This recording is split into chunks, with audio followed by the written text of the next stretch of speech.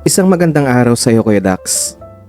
Kung mababasa mo man to at mai-feature mo sa channel mo, hindi ko alam kung matatawa ka o maawa sa akin. Hindi ko rin alam kung guilty ba ako, proud, o sobrang litong-lito lang talaga. Pero isa lang ang sigurado ako, simula nung araw na yun ay nag-iba ang takbo ng buhay ko. Ako nga po pala si Israel. Payatot pa ako nung mangyari ang ikikwento ko. Yung tipong payat na konting hangin lang mapapayad na. Pero ngayon masasabi ko naman na kahit papaano, may laman na. Maputi ako at singkit. Yung tipong laging napagkakamalanghap pero pure na Pinoy talaga ako. Pinagbakasyon ako ng mga magulang ko sa tita ko sa Pampanga nung kakagraduate ko lang ng senior high. Kasi gusto nila akong ilayo sa barkada ko sa Maynila habang bakasyon dahil madami daw akong natututunan na bisyo. At doon ko nga nakilala si Kuya Jason, anak ng pinsan ni tita. Mas matanda siya sa akin ng 4 na taon. Mas matangkad siya sa akin. Mga 5'10" siguro ang height niya. Malapad ang balikat. Makinis ang balat. At yung mata niya yung tipong parang nangungusap. Idagdag pa yung pagiging mysterious niya kasi ang tahimik niyang tao. Kuya Dax, kahit straight ka, mapapaisip ka talaga. Palagi siyang nakasando at jersey shorts. Tanda ko pa nga pag umupo siya sa sofa, pabukaka. Tapos wala siyang pakialam kung may makakita man o wala. Ako naman na parang timang, biglang natutulala na lang. Hanggang sa isang gabi nga ay nahuli niya ako. Nasa banyo ako noon. Mainit kasi sa kwarto kaya nagsashower ako bago matulog. Nasa isip ko kasi si Kuya Jason. Yung katawan niya, yung ngiti niya. Yung mga pagkakataong para siyang nanunukso ng hindi niya alam. Ang pagkakamali ko nga lang ay hindi ko nilak ang pinto. Bigla siyang pumasok kasi naiwan daw niya ang towel niya. At doon niya ako nakita.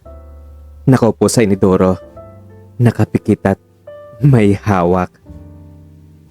Gusto ko nang malusaw sa sahig nung nakita niya ako sa ganung ayos. Pero ang mas ikinagulat ko, parang wala lang sa kanya ang lahat ng iyon.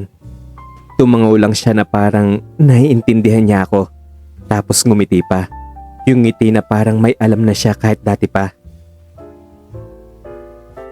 Kinabukasan ay parang walang nangyari. Pero napansin ko mas madalas niya akong kausapin. Minsan sisingit siya ng mga tanong na parang casual lang. Israel, may tatanong lang ako . Maliban dun sa, alam mo na, ano bang ibang workout routine na alam mo? Tanong niya sa akin habang may nakakalokong ngiti. Hindi po ako nag-gym. Ikita mo naman sa katawan ko, diba? Sagot ko naman ang hindi nakatingin sa kanya. Well, kung gusto mo lang naman, samahan mo ako. Sabayan mo pa ako. So, di ko gets pero narealize ko na inaaya niya pala akong sumama sa home workout niya. Para naman magkalaman yung katawan mo, tingnan mo, payat-payat mo. Ang sabi niya, habang niabot niya sa akin yung malit na dumbbell. Doon nagsimula ang lahat. Halos gabi-gabi tinuturuan niya ako ng mga basic exercise, push-ups, planks, at setups. Hindi ko alam kung trip niya lang akong tulungan o kung may iba siyang agenda. Habang nagtuturo siya, hawak niya minsan ang balikat ko para itama ang form ko. Minsan ang kamay naman niya, dadaan sa tagiliran ko para ayusin yung posisyon ng tiyan ko. At ako naman, natutulala lang. Minsan nailang ako sa mga ginagawa niya pero mas madalas, gusto ko yung pakiramdam. Gusto ko yung mga nakikita ko. Isang gabi habang nakaplank ako, dumantay ang kamay niya sa lower back ko para ayusin daw ang posture ko.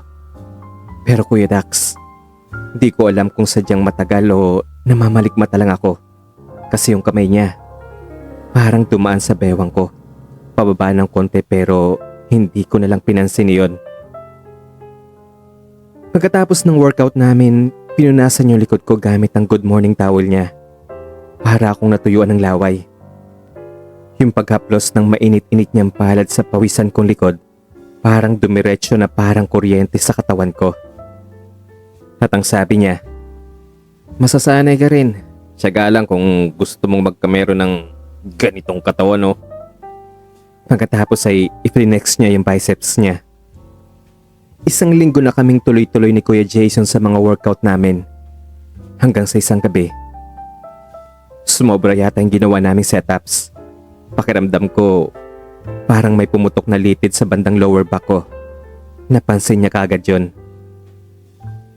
Habang nakaupo ako sa sahig, hinaplos niya yung likod ko at tinanong kung masakit ba. Tumango lang ako habang nakayuko.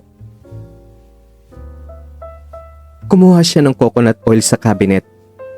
Medyo iba na yung tumatakbo sa utak ko. At nung dumikit na yun sa likod ko, napapikit ako. Yung unang dampi ng maligamgam niyang palad sa bato ko, pababa sa likod, ay parang may kuryente. Mabagal ang hagod niya. Para bang dinadama niya ang bawat hibla ng laman ko. Sobrang tahimik sa paligid. Tanging tunog lang ng bentilador at mabilis na pintig ng puso ko ang naririnig ko. Hindi ko alam kung bakit, pero parang kusa na lang akong tumalima. May paraan siya ng pagsasabi na parang hindi ko siya kayang tanggihan. Sa loob-loob ko, sinasabi ko lang na, "Masahe lang ito, ano ka ba? Huwag kang magbibigay ng ibang meaning." Pero ang katawan ko, hindi na nakikinig sa utak ko. Noon ang buong katawan ko ay nakadapa at ang mga palad niya ay tuloy-tuloy lang sa paghagod. Sa hita, sa tagiliran. Wala man siyang sinasabi pero bawat dampi ng daliri niya parang nangungusap, parang may gustong sabihin. May isang parte na hindi ko maipaliwanag. Yung pinakailalim ng tiyan ko. Yung parte bago tuluyang, alam mo na, tumigil ang kamay niya sandali. Tumigil rin ang paghinga ko. At doon ko na-realize, Kuya Dax, hindi na to simpleng masahe lang. Kahit wala siyang ginawang lantaran, sapat na yung tensyon sa buong katawan ko para bumigay ako, na para bang tinuruan niya akong ilabas lahat ng nararamdaman ko. Tumayo siya pagkatapos nun. Nanatili naman akong nakadapa pa rin sa sofa. Hindi ko alam kung anong nararamdaman ko. Hiya, saya, guilt, o lahat ng yun ang sabay-sabay. Mula nung gabing minasahe niya ako, hindi na bumalik sa dati ang lahat. Hindi kami nag-uusap tungkol doon, pero alam kong alam niya na may nangyaring kakaiba. Hindi man malinaw pero hindi na kami katulad ng dati. Nagpatuloy pa rin ang workout session namin. Pero sa pagtuturo niya sa akin ng tamang posture, parang mas malalim na. Parang hindi na lang basta physical yon. Parang unti-unti nang nagiging pamilyar sa isa't isang katawan namin. Isang hapon ay galing kami sa labas. Pawisan kami sa haba ng nilakad namin. Basang-basa kami ng pawis. Kaya siya ang unang naligo tapos sabi ko pahinga muna ako ng sandali, saka ako maliligo. Nang matapos akong maligo, paglabas ko ng banyo, nakatapis lang ako ng tuwalya habang naghahanap ng pamalit sa bag ko. Since wala namang ibang tao sa bahay ng mga oras na iyon, kundi kaming dalawa lamang.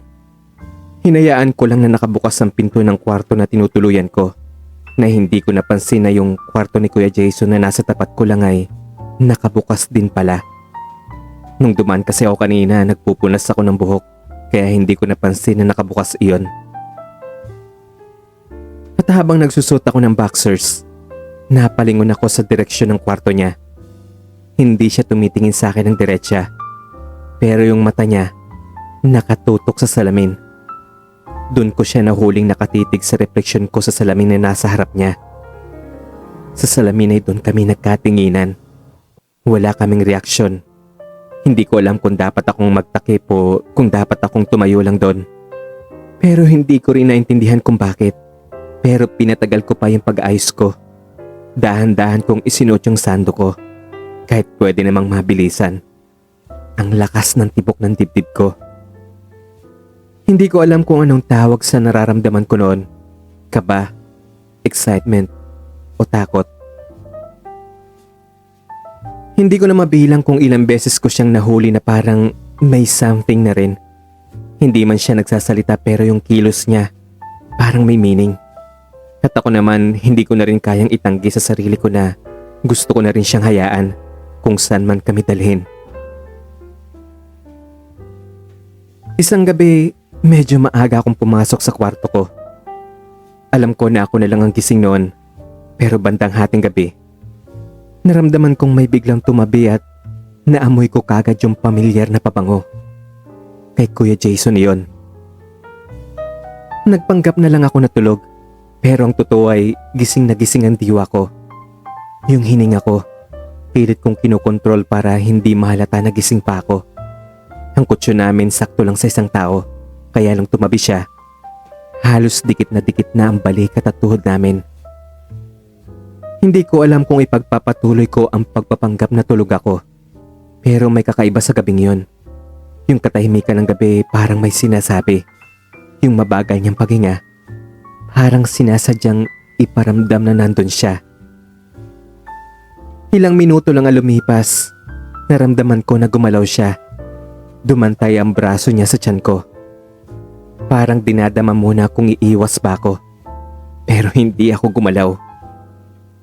Tumagal kami sa ganong posisyon, pero sa bawat segundo, parang unti-unting bumubukas ang pinto sa pagitan naming dalawa. Pumikit ako at hinayaan ang sarili kong maramdaman siya. Ang bigat ng presensya niya, ang init ng balat niya, at ang tibok ng dibdib ko'y hindi mapakali. Gusto kong bumaling sa kanya. Gusto kong tanungin kung anong ibig sabihin ng lahat ng iyon. Pero mas pinili kong manahimik na lang. Baka kasi masira yung moment na yon. Hanggang sa unti-unti na ako makatulog na siya ang katabi ko. Hindi na mawala sa isip ko yung gabing tumabi siya sa kama ko. Simula noon, gabi-gabi ko siyang inaabangan. Gabi-gabi ko rin kinakalaban ang sarili ko. Kung aaminin ko na sa kilos pa lang ay halata na ang lahat. Sa mga sumunod na araw parang walang nagbago. Minsan habang nanonood kami sa sala, sasandal siya ng konti. Kunwari magkakadikit lang ng hindi sinasadya.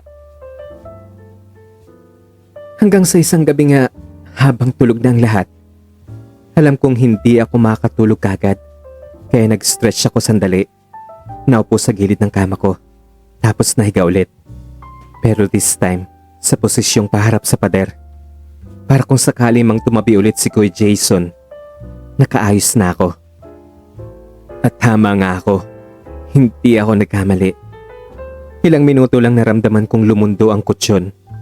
Tumabi na naman siya sa akin. This time hindi na siya dumantay. Pero ang katawan namin halos magkadikit na uli. Ang likod ng kamay niya nadadampi sa braso ko. Sa bawat haplos, sa bawat sulyap na sumasalamin sa liwanag ng ilaw sa labas, alam kong may kasunduan na nangyari na hindi kailangan pang sabihin. Akala ko nung gabing yun tapos na.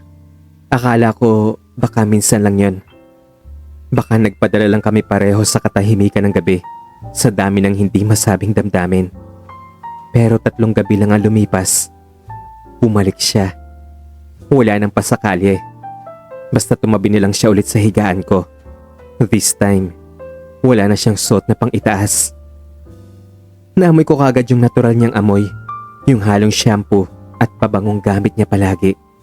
At hindi ko na rin kinilangang magpanggap na tulog. Hinintay ko lang siyang lumapit at nung dumantay na ulit ang braso niya sa dibdib ko, pusa na rin gumalaw ang katawan ko. Pagkagising ko kinaumagahan, wala na siya sa tabi ko. Pero naiwan yung t-shirt niya sa tabi ko. Hindi ko alam na yun na palang huli. Kasi simula nun, hindi na naulit. Siguro natakot na siya na makahalata si na tita dahil dumating na pala mga ito. Ilang araw nang dumating si na tita galing sa bakasyon nila, bumalik kami sa araw na parang wala lang. As in, naging normal. Casual na uli ang usapan namin ni Kuya Jason. Parang ang hindi siya yung Kuya Jason na nakatabi ko sa higaan habang wala si na tita. Bumalik na rin ako sa amin after a few days. Pero aminin ko na hindi pa rin mawala sa isip ko ang mga nangyari sa probinsya nung magbakasyon ako. Minsan nga naiisip kong bumalik dun pero nagdadalawang isip ako. Baka kasi na-curious lang si Kuya Jason, kaya niya nagawa ang mga bagay na yon. Baka hindi naman siya tulad ng iniisip ko, di ba? May mga ganun namang mga straight na na-curious lang pero nang maranasan na at napatunay sa sarili na straight pala sila, hindi na nila uulitin. Curiosity lang kumbaga. Ngayon Kuya Dax, ito yung tanong ko sa mga makakarinig ng kwento ko. Ano sa tingin niyo base sa na-share ko na moment namin? May chance kaya na same kami ng orientation? Kasi pwede namang maging kami kung gugustuhin niya kasi willing naman ako. Ayaw ko naman siyang tanungin kahit sa text kasi baka hindi ko magustuhan yung isasagot niya. Sa madaling salita ay natatakot ako. Comment nyo naman sa baba. Lahat ng opinion pakikinggan ko. Baka sakaling may makasagot dito na nakaranas ng parehong sitwasyon ko. Hanggang dito na lang sulat ko Kuya Dax. More power po sa channel ninyo. Ako si Israel. At ito, ang true confession ko. Maraming salamat po sa pakikinig ng kwento natin ngayon. Kung hindi pa po kayo nakasubscribe, please consider subscribing to my channel and please hit the notification bell para updated kayo sa mga susunod nating kwento kasi pag naka-on po ang notification bell nyo, manonotify po kayo. And shoutout po kay Tom Henry from Paris, France. Maraming salamat po sa pakikinig at sa pagsuporta sa channel ko. Yun lamang po at maraming salamat po at kita-kits tayo sa susunod na kwento. Bye-bye!